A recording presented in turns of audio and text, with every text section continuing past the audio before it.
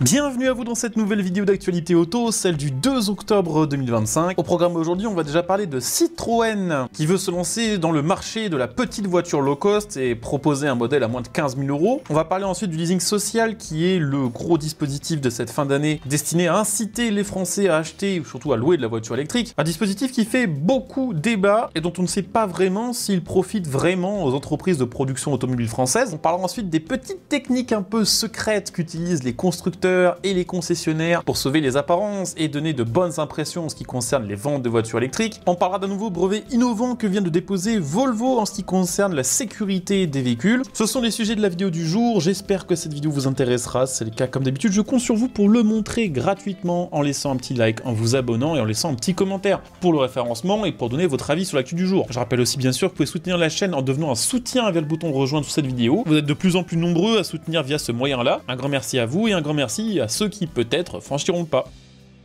Vous le savez probablement, en Europe actuellement, il y a un gros problème, enfin il y en a plusieurs, mais il y en a quand même un gros en particulier sur le marché de l'automobile, c'est que la plupart des constructeurs ont délaissé le segment A, le segment des petites voitures, les citadines, au profit de modèles de plus grande dimension et surtout de plus haut de gamme, permettant à n'importe quelle marque de devenir une marque plus ou moins premium, en tout cas de vendre des véhicules au prix du premium. Chez Stellantis, on veut faire différemment, on veut revenir sur le segment A, et pour ça on veut utiliser la marque Citroën. Rappelez-vous, il y a quelques mois, on en parlait, il y avait eu des interviews de plusieurs membres de la direction de Citroën qui expliquaient que la ligne stratégique de la marque allait changer et que Citroën allait devenir un peu le Dacia, donc la marque, on va dire, low cost de chez Stellantis. Pour ça, Citroën envisage maintenant de redonner vie à une petite citadine du segment A du type de la Citroën C1 qui serait proposée moins de 15 000 €. Alors 15 000 €, on est d'accord que ça reste une sacrée somme. C'est difficile de considérer une voiture à 15 000 € comme étant vraiment une voiture petit budget, vraiment low cost, mais c'est vrai qu'en comparaison des plus de 35 000 € qui sont nécessaires en moyenne à l'achat d'une voiture neuve en Europe, bah c'est pas tant que ça. L'ambition de la marque est d'être la première entité de Stellantis à mettre sur le marché un véhicule de ce genre. Effectivement, on en avait déjà parlé dans d'autres vidéos, mais Jean-Philippe Imparato, qui est le directeur de Stellantis Europe, veut produire et réintroduire sur le marché des petites voitures moins chères, plus basiques, à condition que la Commission européenne accepte une flexibilisation de ses normes automobiles et accepte que les petites voitures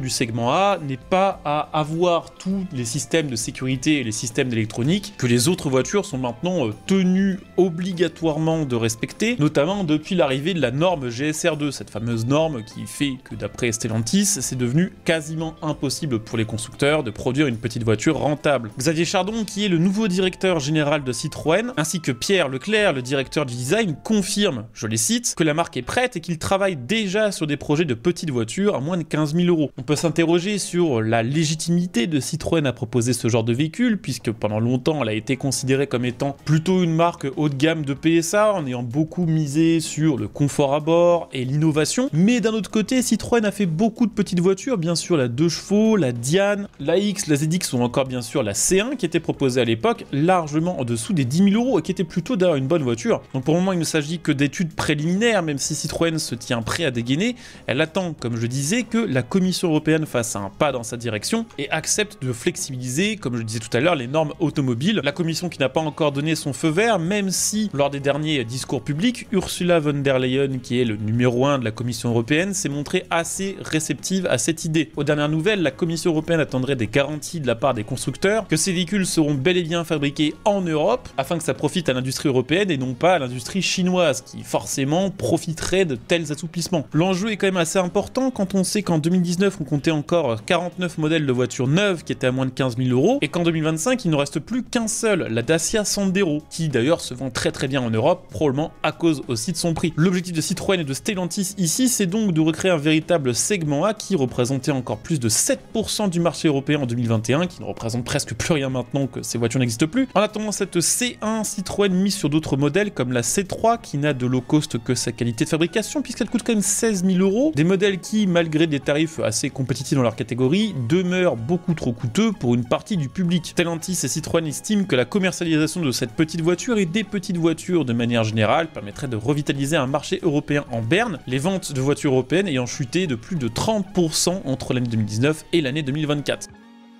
Je voulais aussi vous parler du leasing social 2025 qui est actuellement un succès. Alors ça, il n'y avait pas de doute là-dessus, on avait parlé juste avant son retour, il y avait déjà des concessions qui avaient plusieurs milliers de dossiers d'avance qui étaient prêts à être poussés dans le système d'attribution de leasing social. Sachez que 24 heures après l'ouverture de leasing social, sur 50 000 dossiers qui seront validés par le gouvernement, 29 000 demandes ont déjà été soumises. L'année dernière, il avait fallu 2 mois pour que le dispositif du leasing social soit saturé. Là, en 24 heures, c'était fait. La situation est quand même particulièrement tendue pour les ZFE puisque seulement 5000 dossiers d'habitants dans des ZFE seront acceptés. Il y en a déjà 6500 qui ont été soumis. Le ministère de la Transition écologique rappelle que la sélection se fera dans l'ordre d'arrivée, ce qui veut dire que très forte chance que d'ici quelques jours à peine les nouveaux dossiers soient quasiment sûrs d'être refusés. C'est un dispositif qui est quand même assez critiqué. Beaucoup estiment que sortir 400 millions d'euros pour inciter à l'achat de voitures électriques alors qu'on a déjà 3400 milliards de dettes est peut-être pas forcément la meilleure chose à faire. Beaucoup estiment aussi que c'est la classe moyenne qui n'a déjà pas les moyens d'acheter une voiture électrique, qui via ses impôts finance l'achat de voitures électriques pour les classes les plus populaires. Ce qui est sûr, c'est que le président français Emmanuel Macron a salué la relance du leasing social, affirmant que cette mesure soutient le pouvoir d'achat, mais soutient aussi les usines françaises et les emplois français. Pourtant, d'après une étude qui a été menée par le magazine Le Figaro, l'impact réel sur l'industrie française est assez limité. Alors, il va falloir attendre un petit peu pour savoir précisément quels modèles ont été vendus en 2025. Ce qu'on sait, c'est qu'en 2024, sur les 50 000 véhicules qui ont été subventionnés, seuls 18%, c'est-à-dire environ 9 000 unités, provenaient d'usines françaises, notamment des Peugeot i308, des Opel Mokka et des Renault. Ça n'a représenté que 1% de la production annuelle nationale en 2024, ce qui veut dire que la plupart des modèles et des exemplaires qui ont été écoulés via ce leasing social, payé avec en partie les impôts des Français, a surtout financé des usines et des marques étrangères. D'après Transport et Environnement France, il est regrettable que ce dispositif n'ait pas des critères plus stricts, notamment l'impact environnemental des véhicules produits pour ce leasing social, également le poids des véhicules, mais également leur provenance. Transport et Environnement souhaite que l'année prochaine, si le leasing social revient, il ne soit réservé qu'aux modèles produits en France.